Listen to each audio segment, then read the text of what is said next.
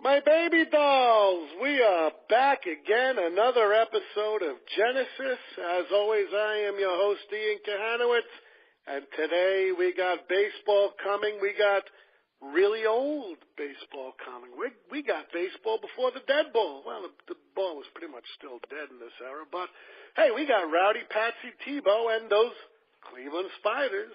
And it's a fight to the bottom of baseball, 1887 to 1899, written by author David Fleitz. We got David on the show today, and he has written a lot of stuff about the dead ball era. He wrote Napoleon LaJoie. We have The Irish in Baseball, which I have. We have Shoeless, The Life and Times of Joe Jackson. We have Cap Anson. We have Louis Sockalexis, who we will be talking about, who is the first full-blooded American Indian to play in the major leagues. And of course, you are on the Zigzag Man, Ralph Tycho's network, which is the Comfortably Zoned Radio Network. We got some great programming coming for you guys and gals this year. We have, for one, we have my show Genesis, but on another we got Mark Weiss and we got Mark Littell. In Mark and Mark in the midday, we got Peter Golenbach at Golenbach University. We got Vintage Sports with longtime AP sports writer Hal Bach, and both Golenbach and Bach were on the Hall of Fame committee for plenty of years, I'll tell you that much.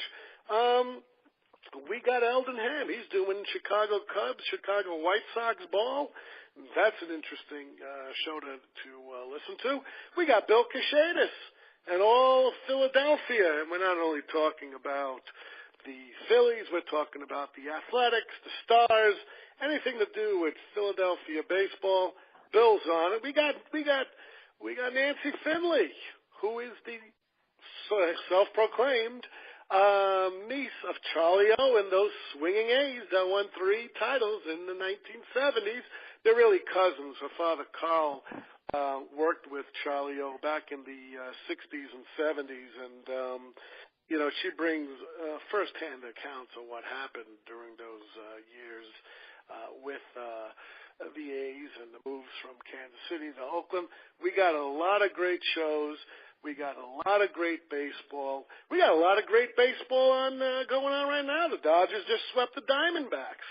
They're going on to the National League Championship Series. My Yankees, they've come back from the dead, and they've tied those surging Indians, which, again, Cleveland Spiders, which we're talking about right now, were it was the origins of the Indians. And we'll see how the names have changed over the years. Blues,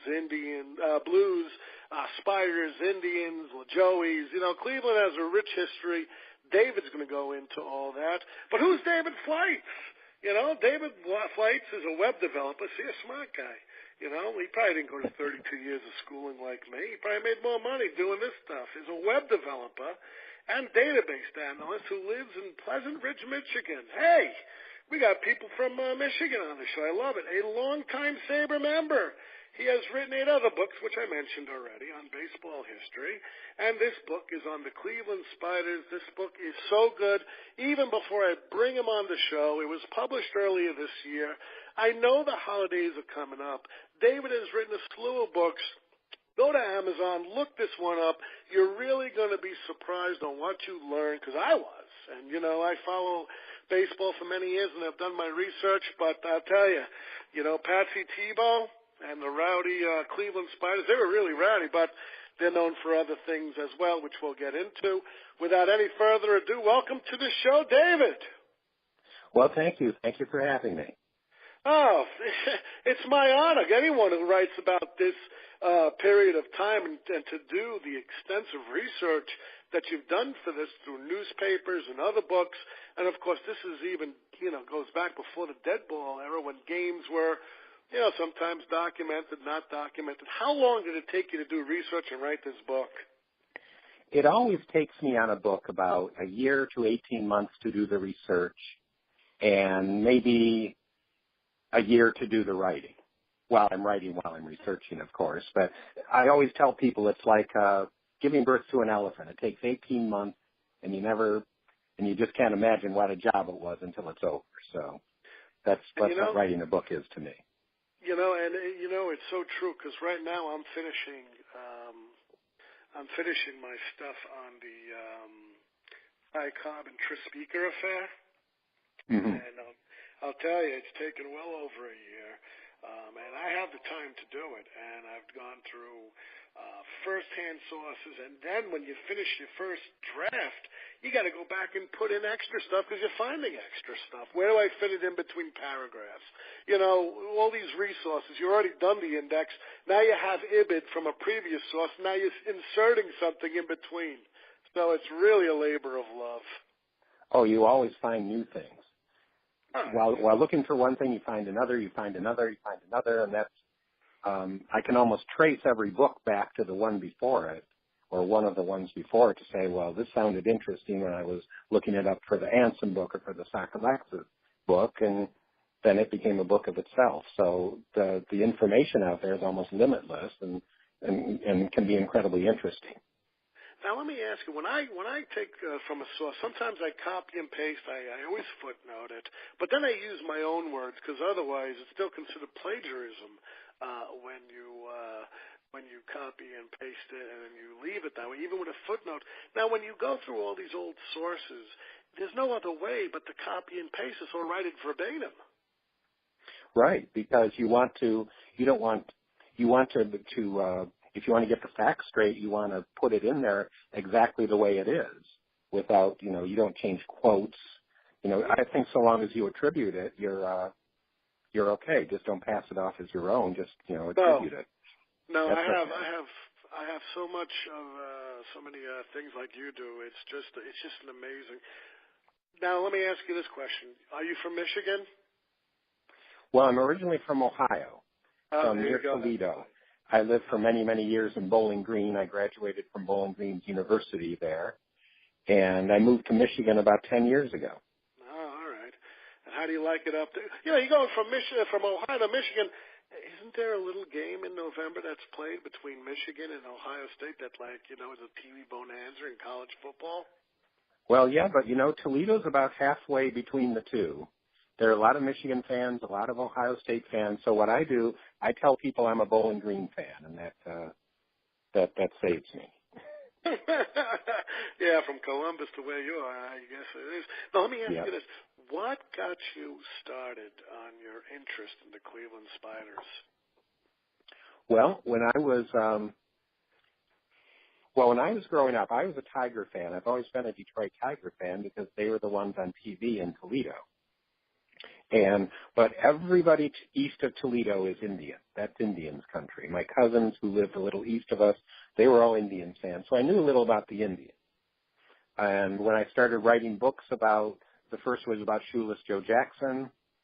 And, of course, he started his career with the Indians. He played for 5 years for Cleveland before he went to Chicago. So, and then the next book was about Sakalexis, the first Native American Major League Baseball player, and he played in the 1890s for the Cleveland Spiders, which I had never heard of. So the Sakalexis guy sounded interesting to me, so I started researching him and found out about the first Native American to play Major League Baseball and everything that he went through, and that introduced me to the Cleveland Spiders. Now, yes. Good. Sorry to interrupt you. Good. I'm sorry.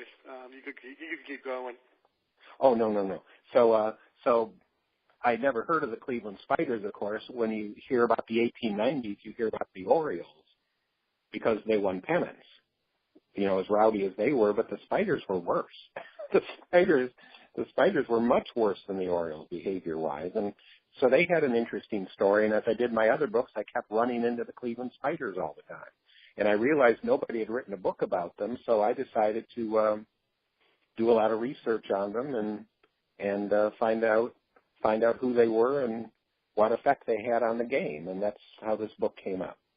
And you know something? A lot of players from that era, the 1880s, 1890s, McGraw being one of them, he was on the Orioles.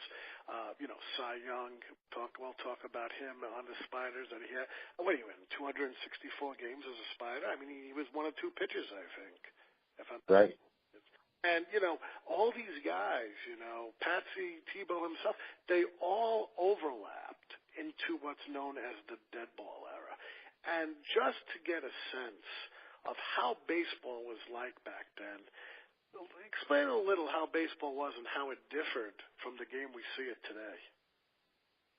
Well, baseball was a very local game at the time.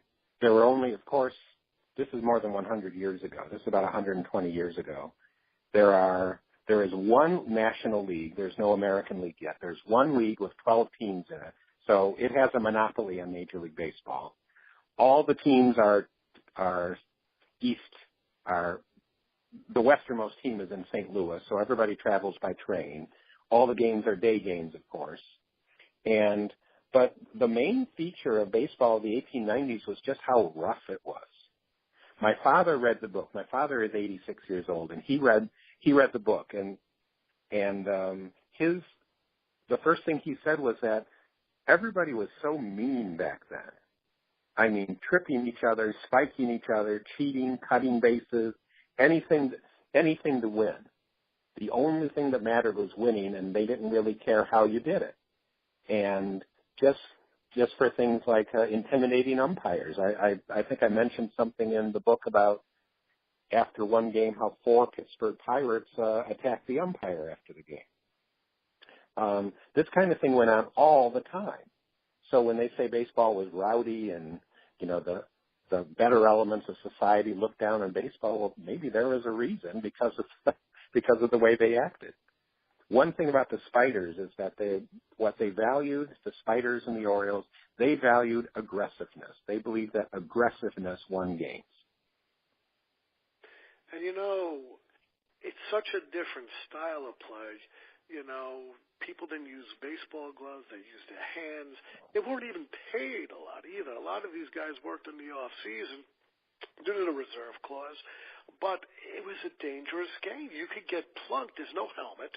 There's no gear to stop a fastball. They used one ball pretty much through the whole game. The ball was like dead by the time it went to the 9th inning. And more importantly, the rowdiness. Now, you see, that's where we bring in Van Johnson. But the rowdiness, people gambled in the stands saying, hey, I bet you a quarter he's going to throw a strike, or I bet you 30 cents, he's going to hit a home, well, back then home runs are two-base. The whole persona of baseball was not to swing away.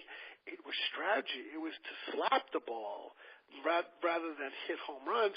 And so you have aggressive style play, bunting, hitting, like spiking the guy at first to make him drop the ball. It was a totally different setup. Now Van Johnson comes along, and he's trying to stamp out baseball. He had the Western League, which I think the Spiders ended up going to, if I'm not mistaken. Well, I think Van Johnson, in a way, saved baseball. I do not think baseball could have survived as a spectator sport if they didn't get the wild behavior and the fan rioting and the rowdiness on the field.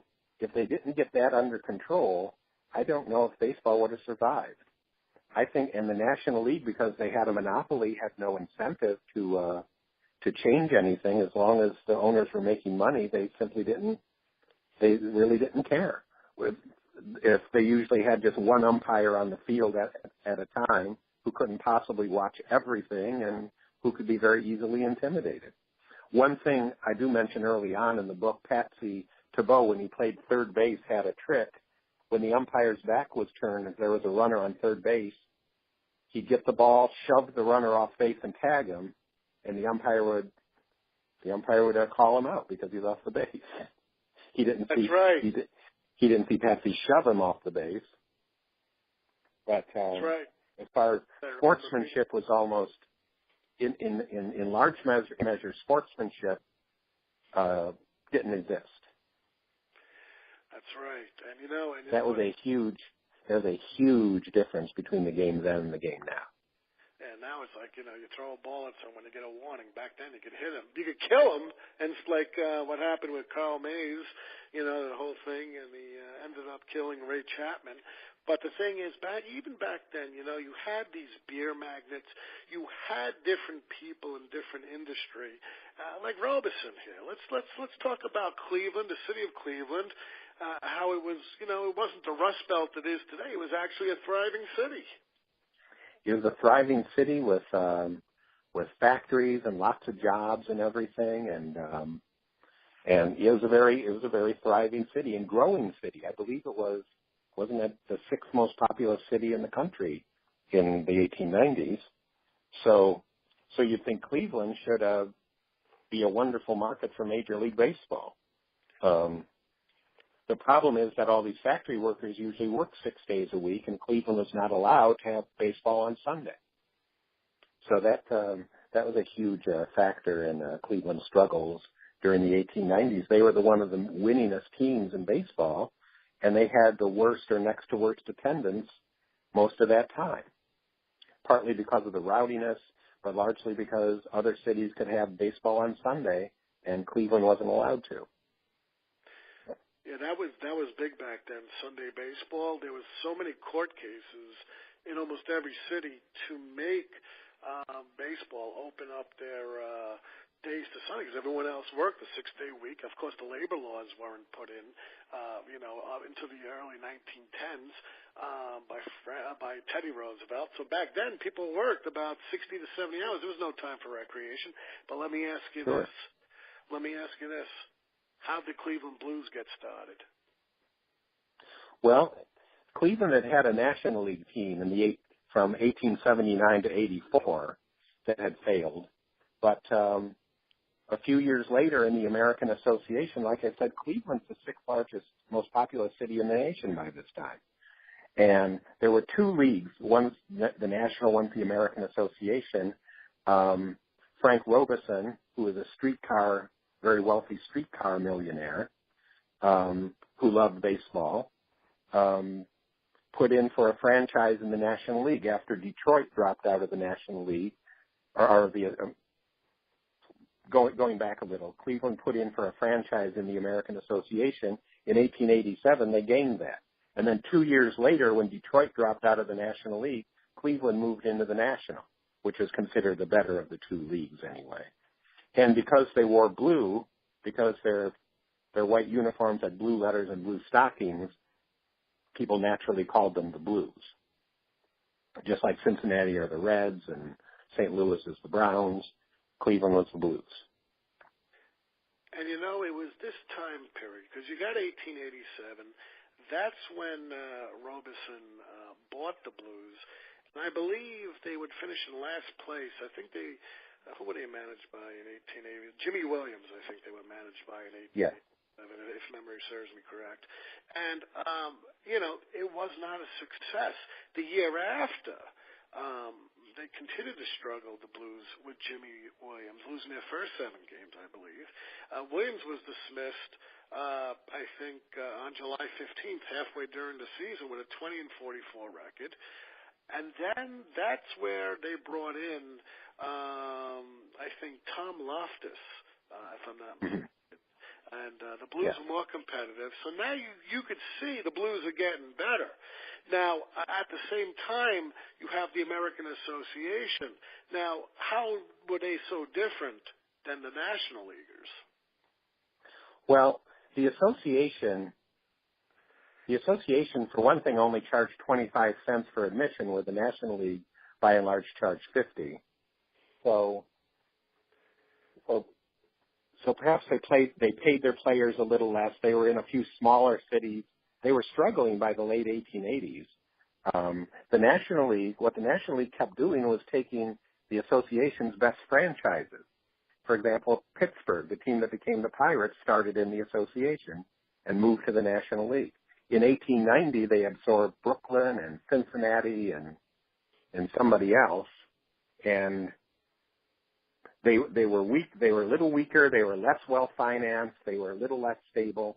By 1890, I remember the American Association, after losing some of their teams to the National League, had to put teams in places like Syracuse and Toledo. They were really becoming the lesser of the two leagues by this time. So that's why teams like Cleveland and Cincinnati in the association felt it was a promotion to move into the National League. They're both major, quote, major leagues, but one is a lot more major than the other. Now, keep in mind at this time, there was a failing law student who covered baseball in Cincinnati. His name was Ban Johnson, and he went. You know, the good thing about Ban Johnson, I mean, he ended his. Unfortunately for Ban, you know, he ended his career in disgrace. Fought Landis for many years after the Black Sox killed him, but his star was falling for many years.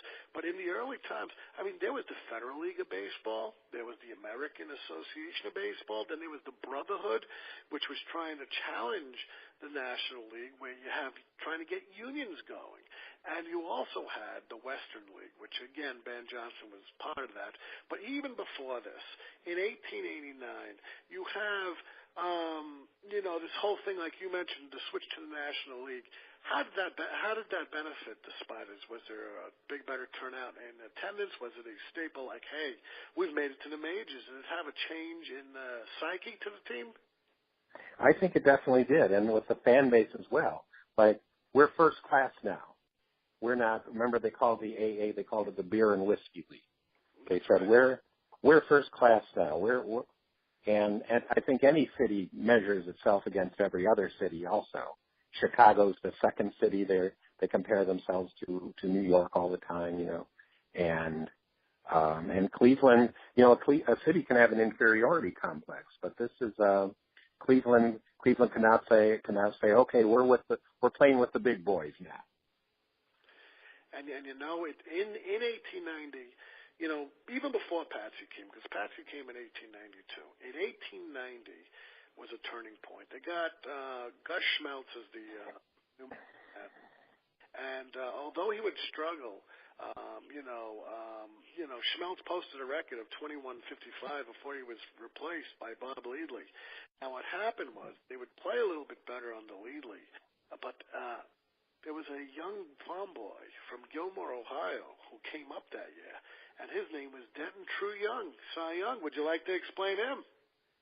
Well, in 1890, because the players had broken away from the league and started their own league called the Players League, we now have 24 major league teams and 24 rosters to fill. So every team is out beating the bushes for anybody who can play baseball. And actually several, you know, future superstars got their start in 1890.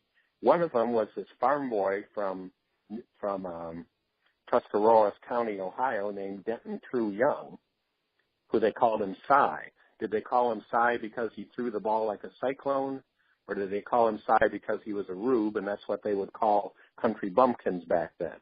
But Cy was 23. He joins Cleveland in August of 1890. They put him on the mound against Anson's Chicago club, and he beats them 6-1. Now, he's wearing a uniform that's too small for him, and all the White Stockings are making fun of his appearance and all, but he beat them. And after the game, Anson comes over to the Cleveland team secretary and almost casually offers $1,000 for the rube. And the Cleveland club said, no, we think we're going to keep him. Well, that rube was Cy Young, who wound up winning 511 games. Now, let me ask you this. This is important because we know Robeson was a streetcar magnet, but also the need for a major league ballpark to attract customers was very important at this time. Did he build that league park over there, not only for attendance, but also so his streetcar trolley cars, because I still think he had the stock. He didn't sell his stock yet. So he can make money both ways.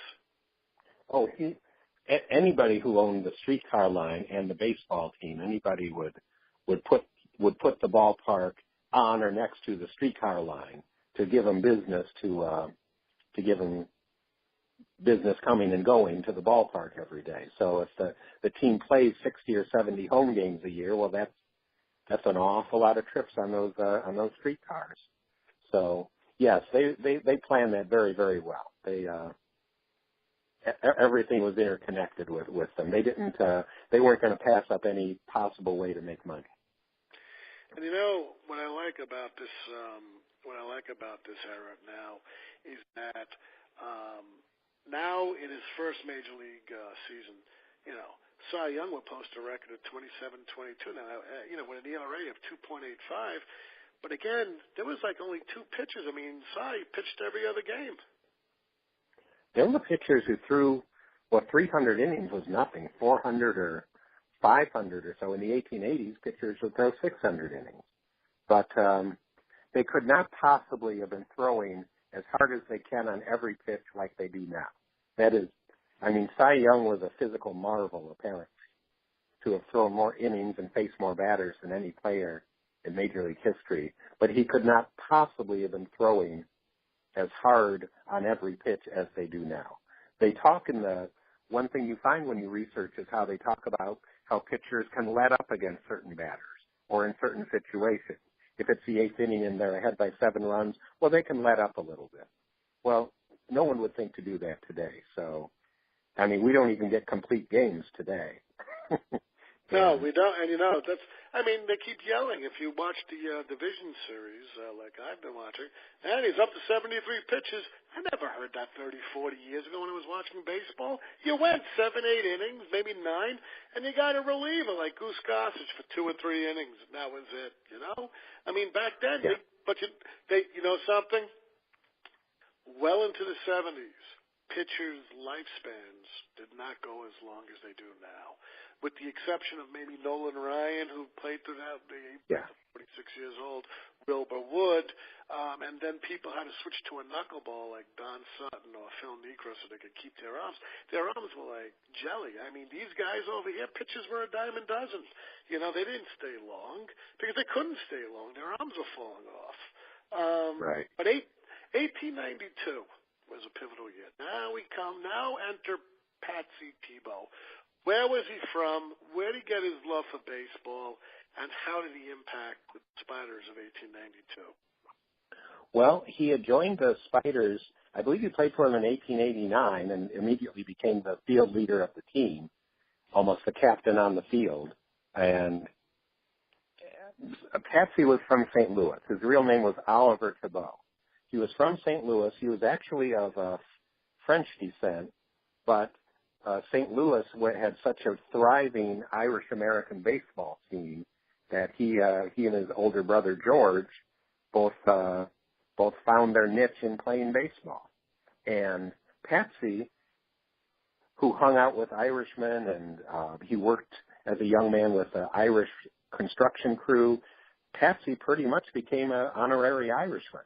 He even talked in a bit of an Irish accent that he had picked up from all of his surroundings. So, and baseball in St. Louis, where he grew up, was just so rough and tumble. It was a blood sport rather than a gentleman's contest or anything. And so that's the milieu that he came from, and that many, many, many other outstanding players of the time came from there. And when he brought that to the Cleveland Spiders, he gave them an identity. And in late 1891, after they fired Bob Leadley, they made Patsy Tebeau the plate manager of the Spiders. And that's really when the history of the Spiders begins, in my view, because Patsy brought his incredibly aggressive, take-no-prisoner style of baseball to the Cleveland Spiders and to the National League as well. Let me ask you this. Him and McGraw, I believe, were adversaries, if I'm not mistaken, in reading your book. Do you think that he was just as good as manager, baseball-wise, thinking-wise, and do you think he was more predatory than McGraw? Oh, I think he and McGraw were very similar. I think McGraw was a lot smarter. We find some decisions that Patsy made during the 1890s that really were detrimental to the Cleveland team. And like McGraw, he valued aggressiveness, basically above all else, but McGraw respected talent also. Patsy, I think the only thing he cared about was hyper-aggressiveness. Oh, we were talking about Cy Young before. There was the Spiders had a brawl shortly after Patsy took over with the Cincinnati Reds, and Cy Young, who was a very nice man, mild-mannered, not a rowdy, not a drinker or anything, Cy Young did not participate in the brawl, so Patsy benched him for about 3 weeks to let everybody know that, one for all and all for one here. So he even got angry at Cy Young for, and made him ride the bench for about 3 weeks to show him how upset he was. When one of us fights, all of us fights. So as far as Patsy and McGraw, I think McGraw was much smarter about the game itself, but I'm sure we'll get into some of the decisions Tebeau made.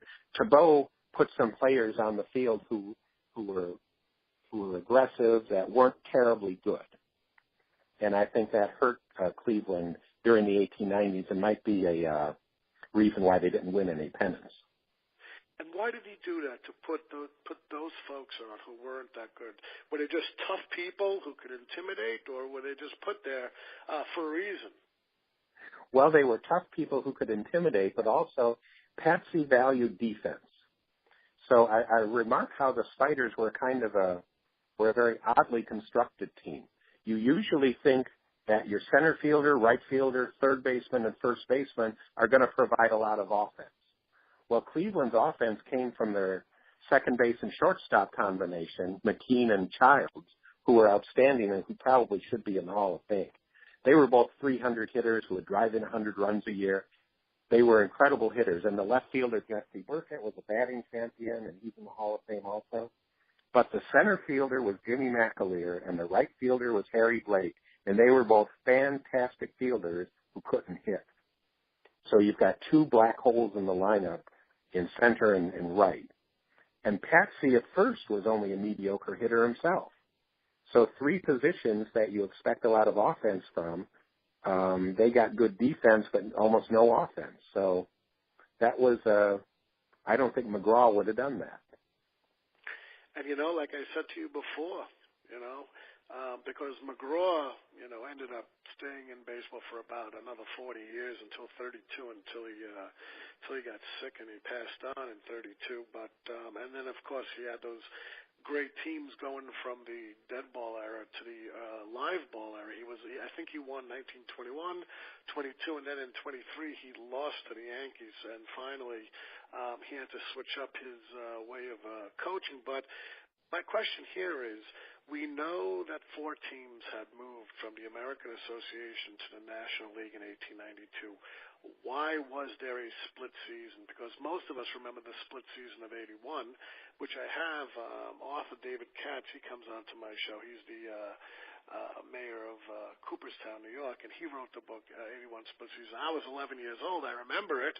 No baseball for about 6 weeks. What the heck happened in 1892? You had a split season here. Well, when they decided, when the American Association went out of business, now the nation has one pennant race to follow and not 2. So apparently the owners decided to make 2 kind of artificial pennant races.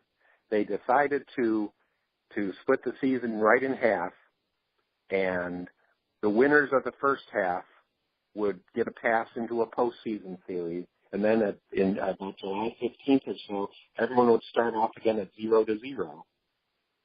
And the winners of the second half would face the winners of the first half in their postseason. I don't think they called it the World Series yet, but that would be their championship. They didn't. And Cleveland did very well in the second half. In fact, they took the division. Yes. Cy Young, I mean, he's 36-12. ERA of 1.93. They would meet the Boston Bean Eaters, who, coincidentally 11 years later as the Boston Americans, they would win the first World Series. But they had a 6-game exhibition. What the heck was that? That was their World Series. Well, it was supposed to be a 5-for-9 affair, but I believe the first game ended in an 11-inning scoreless tie, pitching match between Cy Young and Jack Stivetts of Boston. That really was one of the greatest games of the 19th century. And they couldn't play 20, 25 innings, mostly because the sun was going down. So they played 11 innings, and then it got too dark to see, and then they just called it a 0-0 tie. So yeah, I mean, that would have been fun to have been there. Yeah, they called, it's funny because what's his name? I can't even pronounce his name. He ended up going to Boston. Van Johnson bought the Red Sox for him in 1912, Jamie McAleer, and he threw Game 6 of the 1912 World Series when he took Smokey Joe Wood out and put in O'Neill, I think his name was, and because there was a tie game which had to be played again because darkness came, and they were going to lose their receipts. They had to give the money back to everybody. So that's basically what they've done in tie situations here. Now, in 1893, we have Cy Young, very Cy Young. They get Buck Ewing, and they also have Jesse Burkett. Ewing hit 33.44, and Burkett hit 3.48. What's going on with hitting now? Well, after the 1892 season, because the pitchers had gained control. Big guys like Cy Young, like Amos Ruzi of New York, they can throw the ball so hard because overhand pitching is legal now. They can throw the ball so hard from 50 feet away or whatever it was, that I believe they could deliver the ball from 55 feet away. They can throw the ball so hard that the batters couldn't catch up to it. And so the pitchers are becoming so dominant that the National League decides that we're going to give the hitters a little break here. We're going to move the rubber 5 feet farther back, and that's the 60 feet 6 inches that it is today. Well, just those 5 feet turn all the advantage to the batters, where pitchers like Cy Young could still profit, but a lot of older pitchers, their careers ended right about this time. They could not adjust to that extra 5 feet.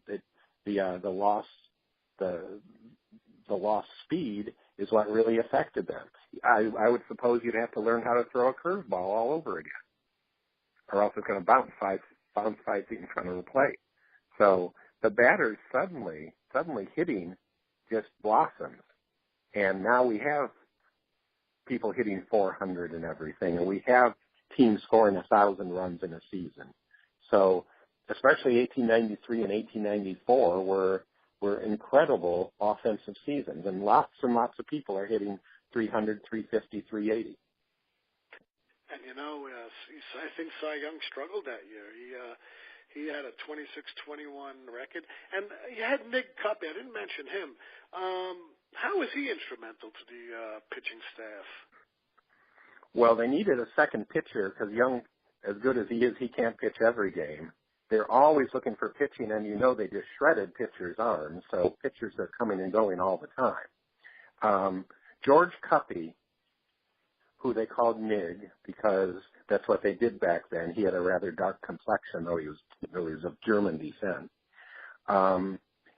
He came in and he became a steady 20-game winner and a steady number 2 pitcher to complement Young, and very few teams had a pitching tandem as good as Cuppy and Young. Now, one thing about Cuppy was that he was the slowest working pitcher in the major leagues. A lot of his shtick was about frustrating batters by just holding the ball for a minute or more before he throws it. I mean, the fans hated watching him, the batters hated facing him, the umpires hated umpiring again with him on the mound. But a lot of Cuppy's success was due to the sheer level of frustration that batters would get so upset that they might simply swing at the first good pitch just to get it over with. And it's interesting because again, it's not the kind of umpires that you see today. It was either 1 or 2 umpires, and that was it. Normally just one. In the beginning, they started standing behind the pitcher so they could see the field and the plate. But then they moved them just behind the plate, and that's where the trouble began because they were threatened umpires. They had to take it from the crowd. Bottles were thrown. Sometimes they'd chase the poor guy with a knife out into the street. I mean, so it was dangerous to be an umpire. It was horrible. Only a very few men could handle it, and they were always going through umpires. There was one newspaper article I saw where somebody says, we're a nation of 70 million people. Why can't we find 6 good umpires to umpire our game? Well, the reason was that people like Tebeau, people like McGraw, made the umpire's life a living hell. And because the National League is a monopoly, the owners, basically, as long as the money rolls in, they really don't care.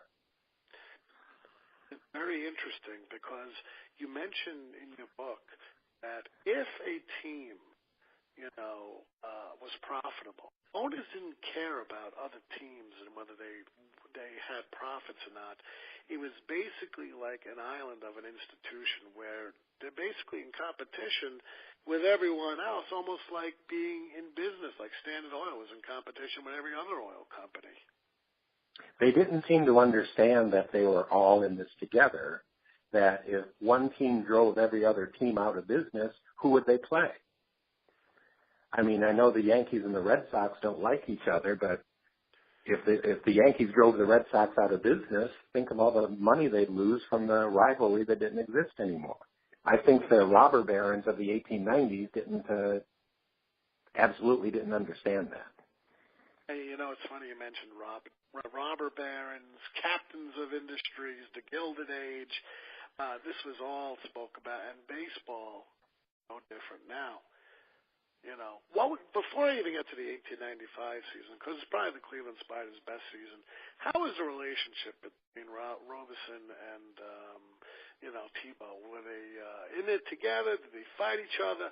Who basically controlled those operations of picking up players on where the team was headed? Well, actually, they both did. They got along wonderfully well, and Robeson backed up Tebeau just to a fault, really. And Robeson believed that Tebeau was the reason for the team's success. So you'll see all through the book how Robeson, no matter what controversy Tebeau was involved in, Robeson backed him up. They even sued the National League when the league tried to suspend and fine Tebeau once. So Robeson had total confidence in Tebeau. Let me ask you something. 1895, we have stellar seasons here. We got Cy Young posting a record of 35 and 10. It was just crazy. You couldn't even hit him. And Cubby was 26 and 14. And they even had strong seasons. I mean, Urquhart hit 405, adding 5 home runs and 83 RBIs. We had, I think they batted 119 ribbies while batting 341 by Ed McCain. McCain had all that 119 ribbies, batting 341. They would spend most of the summer in first place and ended the year in second with a solid record of 84 and 46. And then they have the Temple Cup. What the heck's the Temple Cup? Well, with one league, you don't have a World Series unless the 1892 thing with the split season turned out to be very unpopular. So they thought of something else.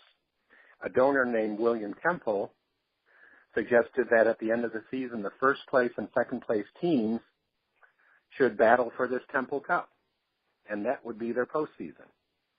So when 1895 Baltimore finished first, Cleveland finished second, Baltimore and Cleveland will play for the Temple Cup. Well, Baltimore had just won the pennant.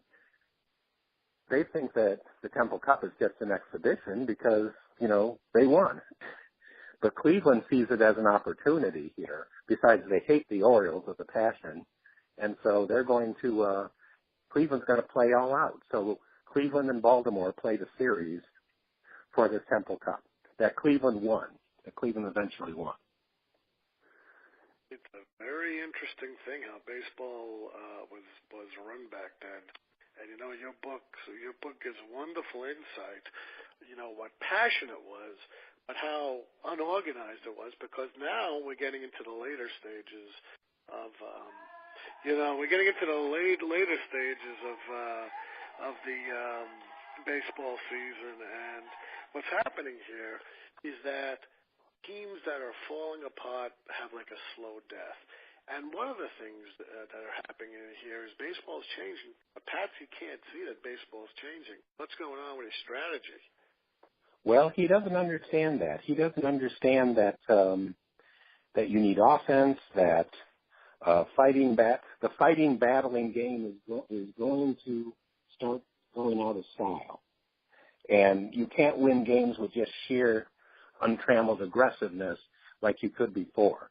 Also, we talked about how Robeson was so loyal to Patsy. Patsy was so loyal to his players that even as they're starting to fade, they're getting into their early to mid-30s, they're starting to fade, but he's loyal to them, and he keeps them in the lineup year after year after year.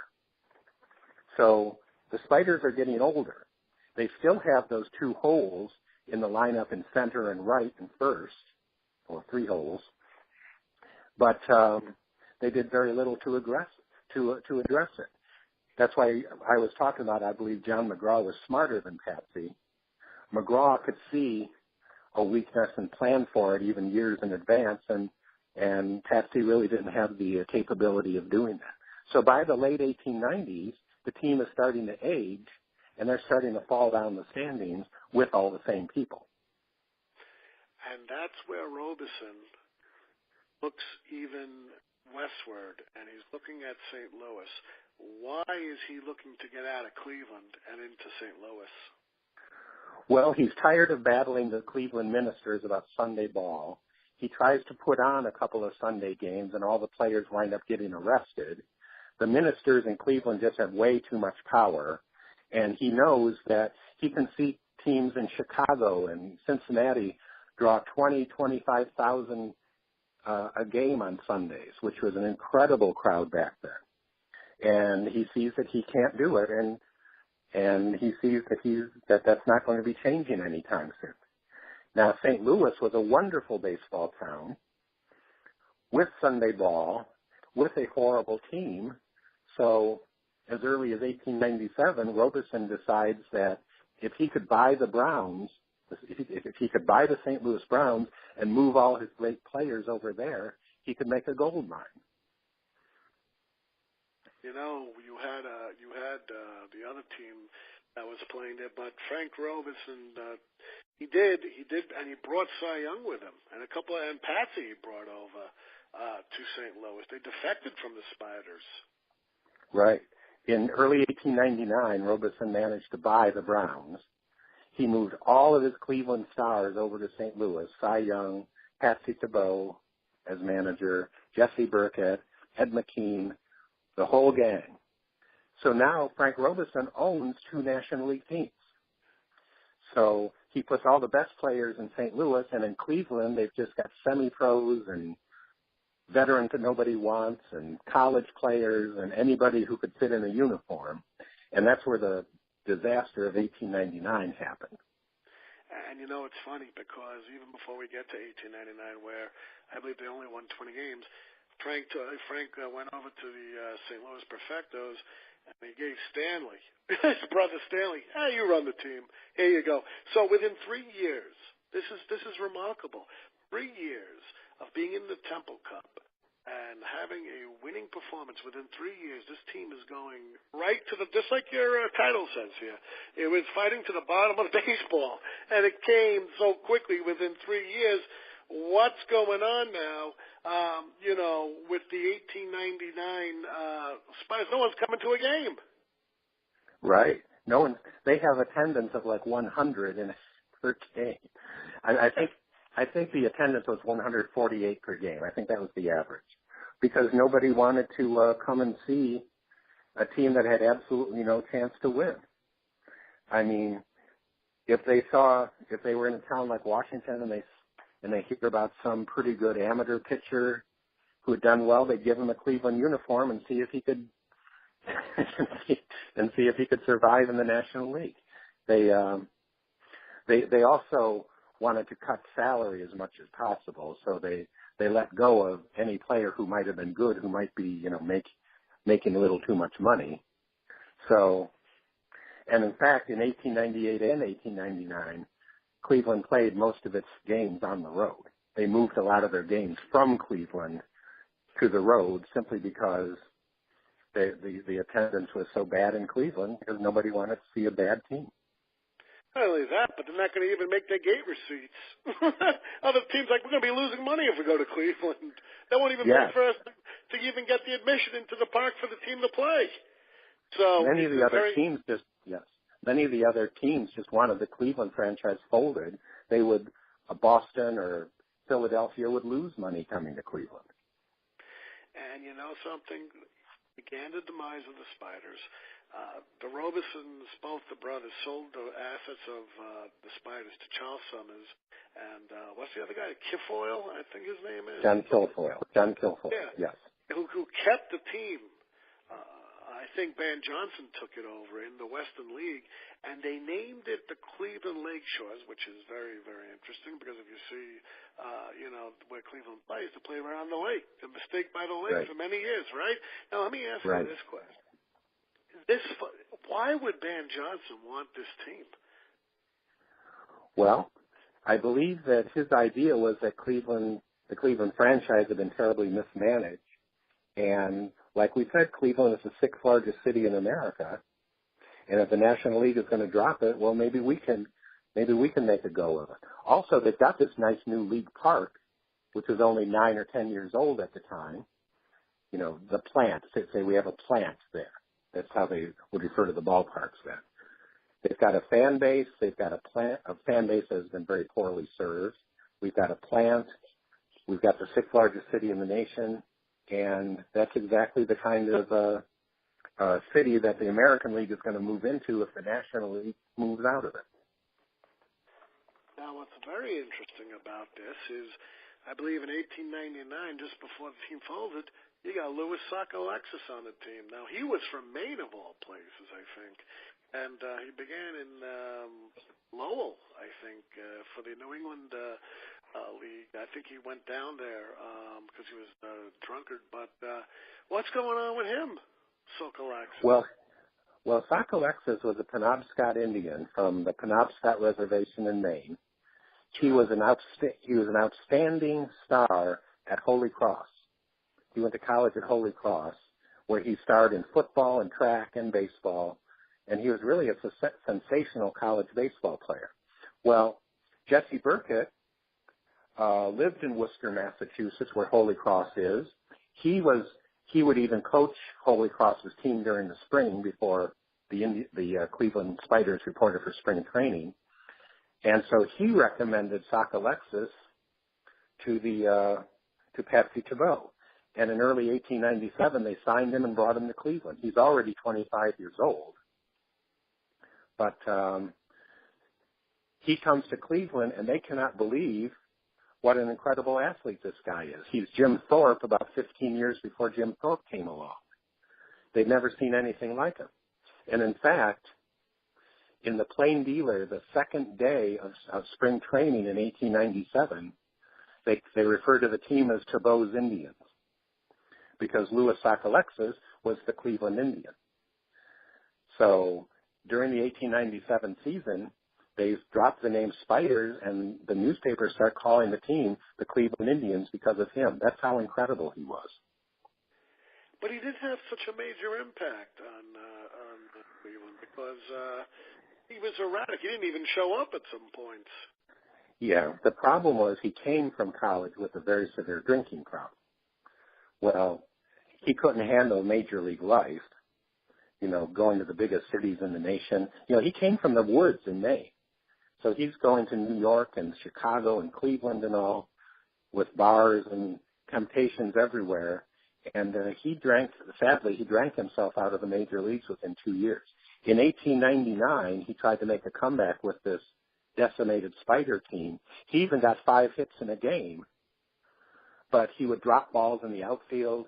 He was actually drunk on the field several times, and so in May they released him, and Sockalexis' career was over. Now let me ask you this. When the Spiders, the loss of economy, it wasn't such a great economy anyway, because of the 1893 recession, depression, whatever you want to call it. I thought it was just the first major depression besides the 1836 when Jackson destroyed the U.S. Bank, and they had a huge recession after that in the late 1830s. But, now you're coming up on the 1890s. And again, you have industry here. You've got a lot of people unemployed. How is Cleveland affected by the Spiders going to pretty much a minor league baseball association in the Western League, and trying to clamber back to the major leagues? Right. Well, they were, by 1899, when the National League dropped those four teams, there was suddenly, many people saw an opportunity for another league to step up. One group, headed by Cap Anson, tried to revive the American Association. They wanted to put a team in Cleveland. The Western League, of course, run by Ban Johnson, moved their team from St. Paul, Minnesota to Chicago, and they moved another team, and they also set up a team in Cleveland at League Park.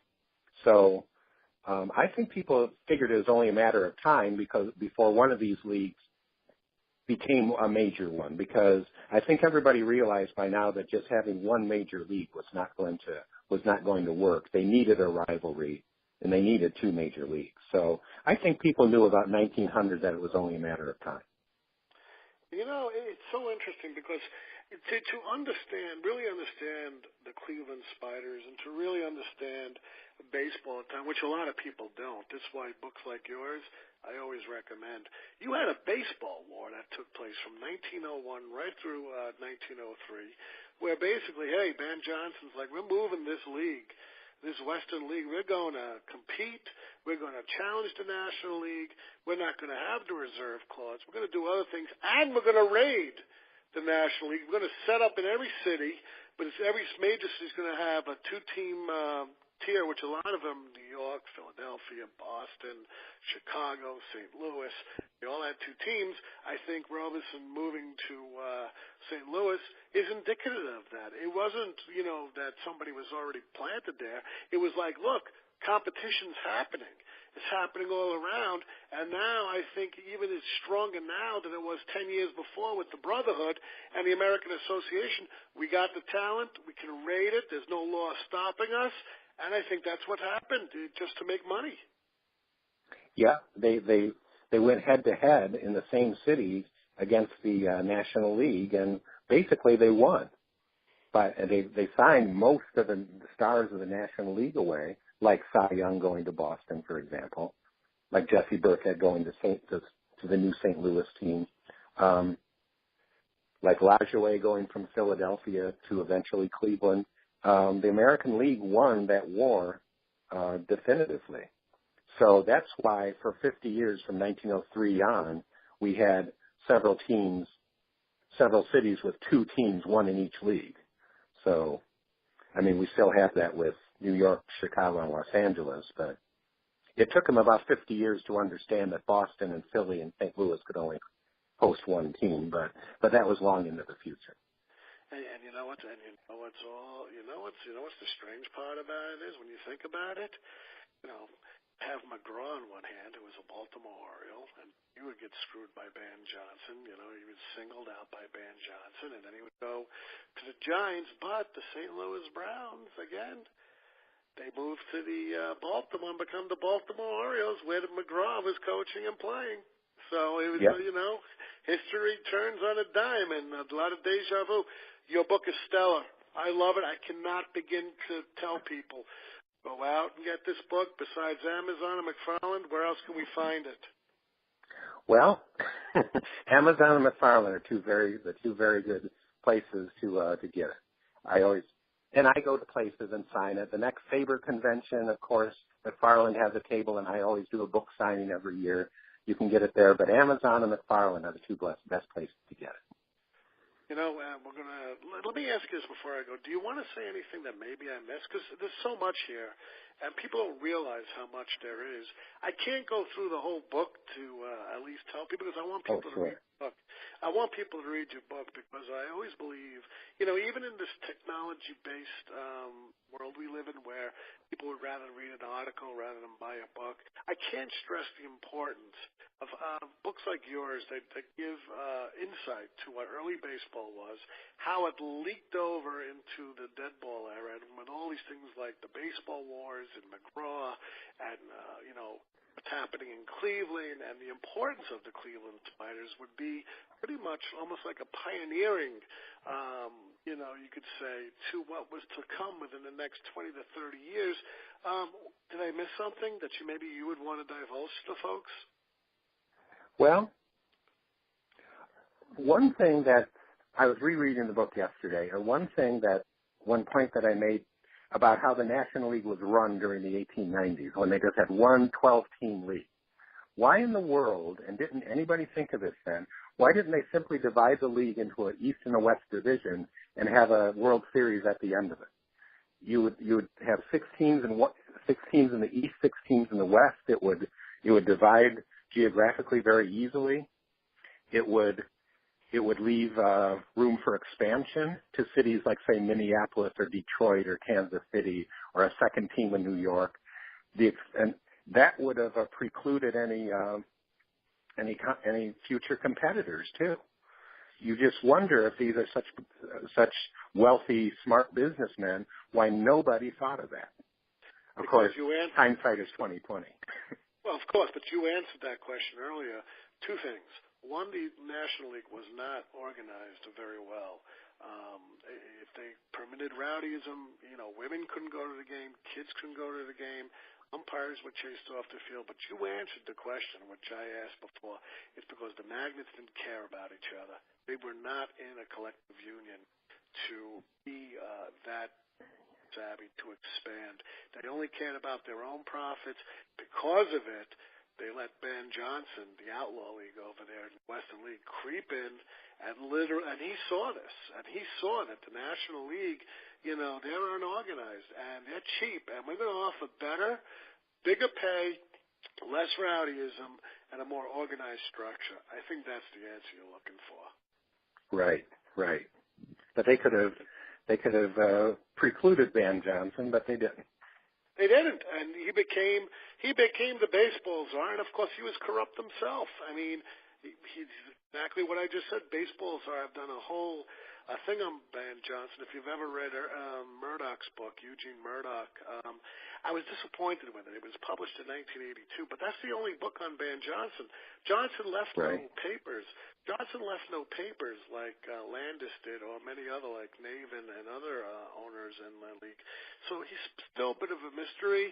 He is shrouded, unfortunately, from 1915 to 1919, while arguing with his own magnates in the American League. I think the whole thing in 1919 with Carl Mays going to the Yankees was the final nail for the Black Sox fiasco, and the Magnets just getting together and said, Ben Johnson's not doing a good job. He's been here for 20 years. He has no insight. He's pissed everyone off. Charles Kaminsky refused to speak to him, and they were great friends. They helped organize the American League.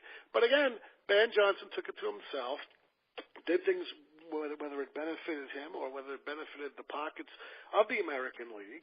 And by 1919, they're calling for a commissioner. And right throughout the 20s, he fought Landis. And when my book comes out, I'll highlight it. But again, when you go back to your book, this all stems from like your book, because these are the origins that contribute to modern baseball. It is the first step in the round of many steps you have to climb to get to where baseball is today. You give a wonderful presentation. I love the book. I hope you love being on the show today. Love to have you. Well, thank you. I appreciate this very much. This is fun. And I want you to hold the line.